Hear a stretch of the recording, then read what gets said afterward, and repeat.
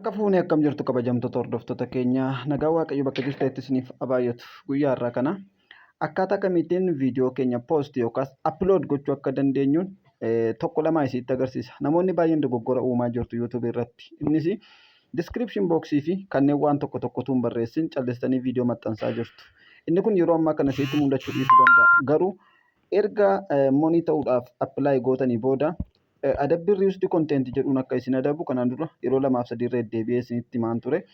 Isa kanaaf yeroo viidiyoo post gootan bakka kana dhufuudhaan descriptionii keessan akka barreeffattan isinitti agarsiisa. Isa kanaaf amma step by step akkaataa kamiitiin viidiyoo keenya post akka goonu amma dhumaatti kan isinitti agarsiisu ta'a. Kanaaf aga xumuraa viidiyoo keenya dhaggeeffadhaan isiniin jedha. Yeroo jalqabaatiif gara chaanaalii keenya kan dhuftan subscribe gochuun dagatinaa. Egaa kanaan dura Naardos Tube kan ture yeroo ammaa kana Daanii ofishaalitti deebiseen jira jechuudha. Akkuma argamu kunoo hashtagidha illee kaa'ee jira jechuudha. Naardos Tube jedhe garuu gara oliitiin Daanii ofishaal jedhee jira. Yeroodhaaf amma namoonni adda baafateetti jalaan balleessu jedheetiin jechuudha kan hashtagidhaan jiru sana. Walumaa gala amma gara barnoota keenyaa deemuudhaaf jalqaba gara yoo barbaadan karaa kiroomii poost gochuu dandeessu. Garuu yeroo baay'ee karaa yuutuubii noormaalii kanaatiin jechuudha kan viidiyoo poost goonu jechuudha. Isas al tokkoof yuutuubii isaan irratti okee ergan jedhee booda haala kanaan naa fidaa jechuudha. Erga haala kanaan naa fidee filannoo ani filadhu viidiyoo poost gochuudhaaf jechuudha. Bakka kanaan dhufaa jechuudha. Egaa viidiyoos haa ta'uu, shoort viidiyoos haa ta'uu, liiviis haa ta'uu bakka kana tuquun dirqama jechuudha. Bakka pilaasii sana. Erga achirra tuqeen booda kallattiidhaan gara viidiyootti deebisa jechuudha. Gara viidiyootti deebisa. Yoo barbaaddes liiviinis jira, poostiinis jira jechuudha. Isa booda kunoo haala kanaan isinii baasa jechuudha. Amma viidiyoo poost godhee isitti agarsiisa viidiyoo tokko kanaaf kunoo viidiyoo isa jedhu irra kaa'eera jechuudha. Viidiyoo kan jedhu kunoo bakka kana jira waan ta'eef shoort kan jedhu as jira, liiv kan jedhu as jira. Warri koominiitiin isiniif baname immoo koominiitiin karaa garasii jira jechuudha. Isa booda gara viidiyoo upload gochuutti deemneerra jechuudha. Amma kanaaf maalan godhaa viidiyoo tokkoon filadhaa as keessaa viidiyoo kana garuu nan balleessa viidiyoo kan kiyya miti waan ta'eef. Ergan filadhee booda bakka kanaan next kan jettutu dhufa. Next kan jettutu dhufa. Isa booda next kan jettu kanan al tokkoof tuqaa jechuudha. Next tuqeera. Egaa viidiyoo upload gochaa jirtu baay'een keessan nan beeka garuu bakka kanatti wanta isinitti himuu barbaadutu jira waan ta'eef. Egaa isa booda bakka kanatti maaltu dhufa kunoo piroofaayilii kootu naa dhufa. Namoonni baay'een kana hundumaatu maqaa isaa hin dhahin erga bakka kana geessanii upload kan jedhu kana qofa tuxxanii keessaa baatu jechuudha. Garuu hunduma keessaniif warra monii taataniifis warra monii hin taaneefis bakka kanatti waan murteessaa tokkoon isinitti himuu barbaada. Fakkeenyaaf namoonni monii hin ta'in jirtan bakka kanatti maal jettu fakkeenyaaf viidiyoon kun mata duree jechuun taayitil kan jennu kun mata dureedha. Bakka kanaa jechuudha. Bakka kanatti ergan tuqee booda maalan jedha mata duree isaa waama ta'e tokkoon jedhee barreessa jechuudha. Mata duree fakkeenyaaf gurbaa beekamaa jedheen barreessame gurbaa beekamaa. Eeshi ergan akkas jedhee barreessee kun taayitiliidha. Isa booda gararraa kanatti mallattoo iskiriiptoo argaa jirtu bakka kanatti jechuudha. Al tokko isarra tuquudhaan maal gootu taampinelii keessa irra kaa'attu. Taampinelii keessa irra kaa'attu viidiyoo tuttanii jechuudha. Ammas gara viidiyoo na ergaa jira. Callisee man kana fuudhee irra kaa'a jechuudha. Fakkeenyaaf akkas godhee irra kaa'a. Zimbiloo suuraa iskiriinshiitti godhee namaa ergedha waan ta'eef jedheen akkas godhee zoom godhe beekaa jechuudha. Ergasii amma raayit godheera. Amma isteeppi sadaffaatti darbaan jira. Isteeppi sadaffaan maalidha? Isa kanaadha jechuudha. San xiyyeerra isinii kaa'e. Isarraa al tokkoof gaafa tuttan maal isin gaafata? Kana isinii fida. Wantoonni kun bakka 5tti qoodamu. Public, membersii fi list, private fi scheduledha jechuudha. Scheduliin kunoo xiyya jala kanaa yoo tuttan hin agartu haala kanaan schedule irra godhachuu dandeessu. Garuu ammaa fi gara olitti deebi'ee itti agarsiisa.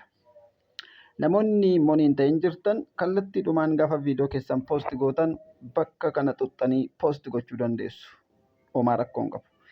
Garuu namoonni immoo ni taatan jalqaba dhuftanii bakka kanaa alliisti kan jedhu kanarra godhachuun gaariidha. Alliisti. Sababa isaa immoo isinittan hima. Fakkeenyaaf alliistii irraa erga tuttanii booda warra monii taatan qofa jechuudha. Warri monii hin ta'in isuma gararraa kana seet as kan jedhu kanarra jechuudha. Paabliik irra yoo gootanis hin ta'a. Garuu booksii ishee sana keessa gaafa tuttan amma viidiyoon keessan xumuramutti bifa liiviitiin isinii darba. Sababa sanaatiif jechuudha. Isa booda kana filadheera jechuudha. Alliistii ergan filadhee booda keessaan ba'a.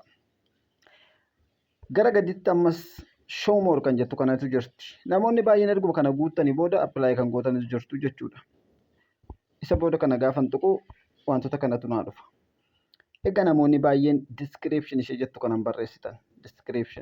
Diskiriipshin jechuun seera yuutuubii keessatti namni diskiriipshin hin barreessine riisti kontentiin hin adaba jechuudha. Addi diskiriipshin jechuun maal jechuudha? Kun taayitiliidha.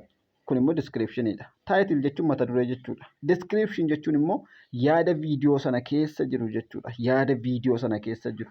Fakkeenyaaf viidiyoon kun waa'ee dhimma barnoota saayinsii yoo ta'e mata dureen isaa barnoota saayinsii yoo jenne diskiriipshinii isaa keessatti immoo saayinsiin maal akka ta'e gadi fageenyaan aga danda'ame jechoota 20-30tti ibsuu kan danda'u. Yookiin nama beekamaa jedheera. Fakkeenyaaf gurbaa beekamaa jedheera. Diskiriipshinii keessatti immoo gurbaa beekamaan kun nama eessaa akka ta'e, biyya eessaa keessa akka jiraatu, hojiinsaa maal akka ta'e akka tokko yaada xixiqqoo tokko barreessuudha jechuudha diskiriipshinii jechuun.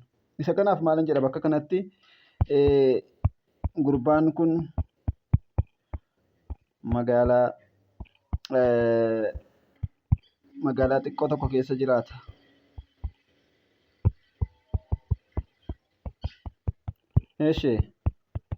Jiraata ergan jedhee booda bakka walumaa gala yuutuubeera beekamaadha.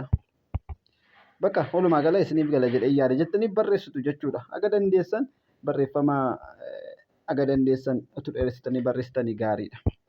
Ergasii booda wanta isin fayyadamuu qabdan hashtaagiin dirqama jechuudha. Hashtaagii jechuun isiniyyuu gaafa mislalii kana gootan haala kanaan isinii fida. Isa booda wanta viidiyoo keessanii wal fakkaatu. Fakkeenyaaf maqaan mucaammaa Ashoo Spiidiidha. Yeroo darbe Itoophiyaa kan dhufee kan ture Ashoo Spiid jedheen barreessame fakkeenyaaf.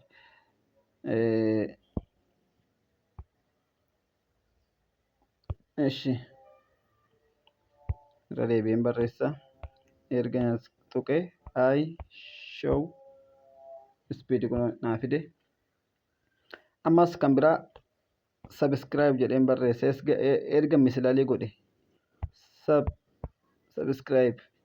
subscribeidhaan chaanaalota miliyoona 14 oltu hashtaagii kana fayyadamaa jira jechuudha. Akkuma argaa jirtan. 3 fayyadamuu qabdu. Bakka 3 hashtaagii 3 fayyadamuun dirqama isinirra jiru jechuudha descriptionii jalatti. Kun 3 fayyadameera waan ta'eef amma gara dudduubaattan deebi'a. Gara dudduubaatti deebi'ee lookeshiniin kun faayidaa hin qabu. Egaa pileeylistiin kun isin fayyada. Pileeylistii kana an fakkeenyaaf pileeylistii 1 2 3 4 5 hidheen jira. Yoo dhiistanis rakkoo hin qabu. Kanaaf filannoo kan jedhu kana jala galcheen keessaa ba'a. Warri pileeylistii jechuun immoo viidiyoo wal fakkaataa walitti hidhuu jechuudha.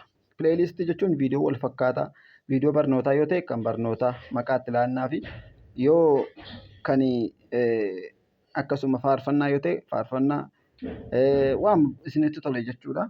Pileeylistii maqaadhaan filtaniif achi jala akka namni salphaatti argatutti jechuudha.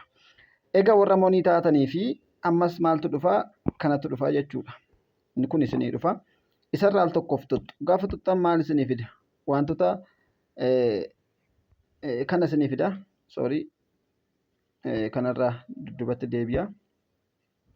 Kana filachuu dhiisuu dandeessu. Kuni kaffaltiidhaan piroomooshinii akka hojjetattan yookaas maallaqa kaffaltaniin viidiyoon keessan akka baay'ee ilaalamu akka isiniif ta'uudha kan inni isin gaafatu jechuudha. Kanaaf isa kana keessa hin baanaa jechuudha. Hin barbaachisu waan ta'eef. Inni kan biraan koominiitii. Koominiitii kan jedhu kana wanti kun koomentiin onii ta'uu qaba. Wantoonni kun haaluma kanaan taa'u jechuudha. Garuu koomentii kan jedhu kun onii ta'uu qaba. Inni kun immoo viidiyoo daqiiqaa tokko keessaa muratee namni akka poosti godhatu fayyamudha. Inni kunis ammatti waa isin fayyaduu hin qabu. Yoo barbaaddan halluu viidiyoo indee odoo remix jettanii jalqabarra isa jiruuf intinaa jechuu dandeessu. Itti aansee kan jiru jala kanatti maal jedhaa? Taagi kan jedhudha. Taagiin faayidaa guddaa qaba. Taagiin fakkeenyaaf asitti taagii kana barreessitanii maal jedha? Viidiyoon kun waa'ee nama beekamaati waan ta'eef maqaa isaan barreessa. Barreesseera. Ergasii booda maalan godhaa? Qoodduun godhaa. Qoodduu godheen akkas godha. Ammas fakkeenyaaf Itoophiyaa jedheen barreessa. Ammas maalan godhaa? Qoodduun godhaan. Kun haala kanaatiin taagii itti godhachuun barbaachisaadha jechuudha. Taagii jechuun viidiyoo keessan ijoo kan wal fakkaatu namni sarchi godhee akka argatuuf jechuudha. Kun barbaachisaadha. Isa booda upload kan jedhu kana asii xuxxu. Upload kan jedhu xuxxuu jechuudha. Asii xumurreerra. Maaltu nu hafamma? Beeksisa irratti banachuun nu hafa jechuudha. Warri moonii taatan yeroo baay'ee karaa asiin fidu waan ta'eef karaa asii nama rakkisa yeroo baay'ee. Isa kanaaf maal goonaree? Jalqaba karaa eessaan isin seensise YouTube kan jedhu irraa seeni. YouTube kan jedhu kunoo isa kanaatiin jechuudha. Warri beeksisni dhufuu didu. Egaa amma beeksisa banuudhaaf eessa dhattu? Gara YouTube Studio kanaa dhattu jechuudha. YouTube Studio. Warri kun warra moonii taataniif. Amma maal gootu? Bakka kana erga dhuftanii booda kontaakti kan jedhu kana ni xuxxu. Erga isa xuxxanii booda viidiyoota isin poosti gootan guuree isinii fida jechuudha. Amma viidiyoon an poosti gochaa jiru kunoo jalqabarra naa kaa'eera. Isarraa al tokkoof nan tuqa. Gaafa tuqu haala kanaan naa baasa. Gaafa naa baasu ammas maalan godhaa? Mallattoo iskiriiptoo kan fakkaattu kanan tuqa. Namoonni kana dura viidiyoo keessatti diskiriipshinii hin barreeffanne illee amma karaa amma tuqaa jiru kanaan dhuftee xuxxu jechuudha. Mallattoo iskiriiptoo kana gaafa xuxxanii wantoota sila itti goggodhaa ture naa fidaa jechuudha. Isa kanaaf maalan godhaa? Show more jedhaan. Ergan akkas godhe kunoo an diskiriipshinii sila itti barreesseera waan ta'eef kunoo gurbaan kun magaalaa xiqqoo kan jedhu bakka kanatti naa fidee jira. An keessan immoo duwwaadha yoo ta'e bakka kana xuxxanii itti barreessitu. Erga barreessitee dudduubatti deebitu. Seef kan jedhu mataa kana duratti isinii dhufaa jechuudha. Seef kan jedhu asitti isinii dhufa. Yoo diskiriipshinii hin barreessine ta'e. Warri intinii ittiin bananne beeksisa ittiin bananne monetization warri ittiin banatin gara kana dhufe. Amma upload godhee fixeera. Amma upload godhee inni xumurutti eeguu qabna jechuudha. Upload godhee amma inni fixutti eeguu qabna. Wanta hubachuu qabdan tokkoffaa irratti kunoo asii alliisti ta'uusaa. Warri kam? Warri moonii taatan. Asii gara gadii kanaa immoo erga uploadiin isinii xumurame maal isinii fida? Bakka monetization jettu kanatti isinii fida. Monetization kana isinii fida. Erga isinii fidee booda karaa garasii sila yeroo ilaalle maaltu jira? Paid promotion kan jedhu kana duwwaatu jira jechuudha. Amma maal dabalee jira? Monetization kan jedhu dabalee jira. Monetization kanarraa tokkoof gaafa tunnu haala kanaan nuuf fide. Kanaaf maal goonaa? Xiyya sanarraa tokkoof tunna. Erga achirra tunnee booda on kan jettu kanarra erga tunnee booda kallattiidhumaan dudduubatti deebina. Ammallee dudduubatti deebina. Seef kan jettu kana tunna. Erga seef jennee booda monetizationiin kun hin banameera. Biyaansi turtii sa'aatii 3 yookaas turtii sa'aatii 2 booda erga YouTube'n monetizationii keenya seeraan itti nuuf fidee booda ammallee deebinee dhufnee mallattoo iskiriiptoo kana tunna. Turtii sa'aatii 3 booda biyaansi turtii sa'aatii 2 booda. Ergasii booda bakka kana dhufna. Erga visibility kanarraa al tokkoof ni tunna. Erga tunnee booda kun bakka kana tunna. Achirra erga tunnee booda right erga goonee booda dudduubatti deebina. Bakka kana dhufnee save goonaa jechuudha. Save goone upload goonaa jechuudha. Sababii nuti alliisti goonuufi YouTube'n ilaalee beeksisa bareedaa akka irratti nuuf hidhuuf bakka 2-3 akka nuuf hidhuufi jechuudha. Egaa hundumti keessanii akka irraa barattan abdii guddaan qabaa. Yaada yookaan gaaffii yoo qabaattan karaa koomentii naa barreessaa yookaan karaa keessaas naa barreessuu dandeessu. Viidiyoo irratti isiniif hojjedha jechuudha. Galatoomaa barnoota biraan hanga walitti deebinutti turtii gaarii.